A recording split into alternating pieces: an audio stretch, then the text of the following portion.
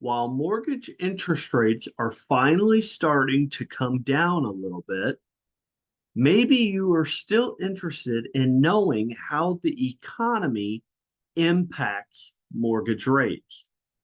As someone who is constantly thinking about buying and selling homes, and maybe you are as well, you're probably paying close attention to mortgage rates and wondering what is ahead. One thing that can affect mortgage rates is the federal funds rate, which influences how much it costs banks to borrow money from each other. While the Federal Reserve, the Fed, doesn't directly control mortgage rates, they do control the federal funds rate.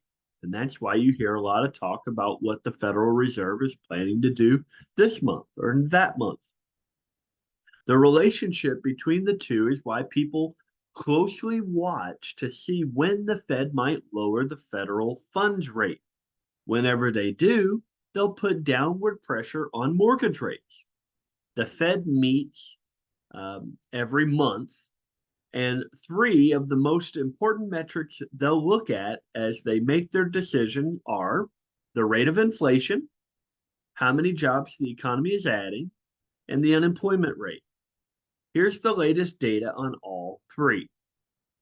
So the rate of inflation, you've probably heard a lot about inflation over the past year or two, and you've likely felt it when you've gone to buy just about anything.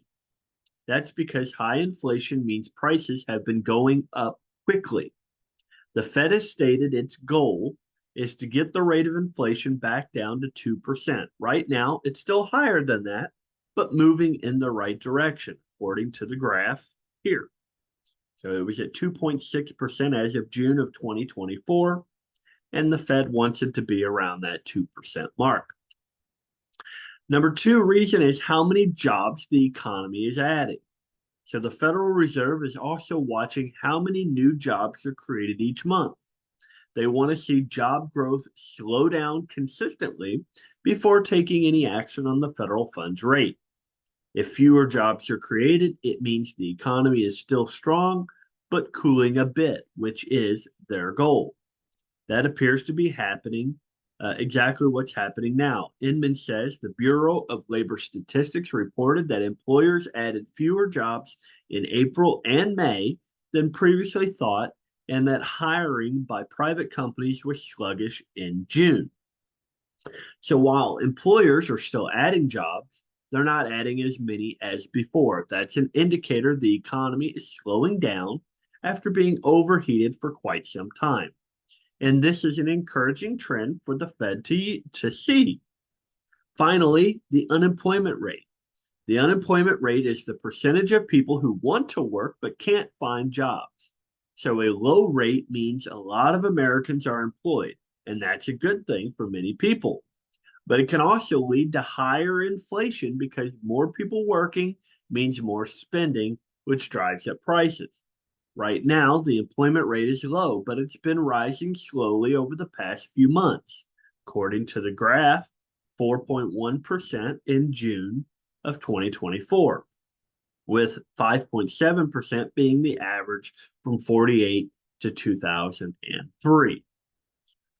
It may seem harsh, but a consistently rising unemployment rate is something the Federal Reserve needs to see before deciding to cut the federal funds rate. That's because a higher employment rate would mean reduced spending, and that would help get inflation back under control. So what does that mean? What does this mean going forward? So while the mortgage rates are going to continue to be volatile in the days and months ahead, these are signs the economy is heading in the right direction. The Fed wants to see. Maybe not the right direction that we want to see, but the right direction the Fed wants to see. But even with that, it's unlikely they'll cut the Federal Reserve rate when they meet. Jerome Powell, chairman of the Federal Reserve, recently said, "We want to be more confident that inflation is moving sustainably down towards 2% before we start the process of reducing or loosening policy."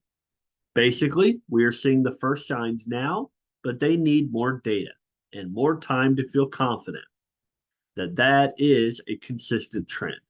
Assuming that direction continues, according to the CME FedWatch tool, experts say there's a projected 96.1% chance the Fed will lower the federal funds rate at their September meeting. Remember, the Federal Reserve doesn't directly set mortgage rates. It's just that whenever they decide to cut the federal funds rate, mortgage rates should respond. Of course, the timing of when the Fed takes action could change because of new economic reports, world events, and other factors, and that's why it's not a good idea to try to time the market. The bottom line here is recent economic data may signal that hope is on the horizon for mortgage rates. So me and you, we need to connect so that you have an expert to keep you up to date on the latest trends and what they mean for you. This is David Hittle with United Real Estate Louisville. If you need more information about what is happening in the world around you when it involves real estate, please reach out. Have a great day.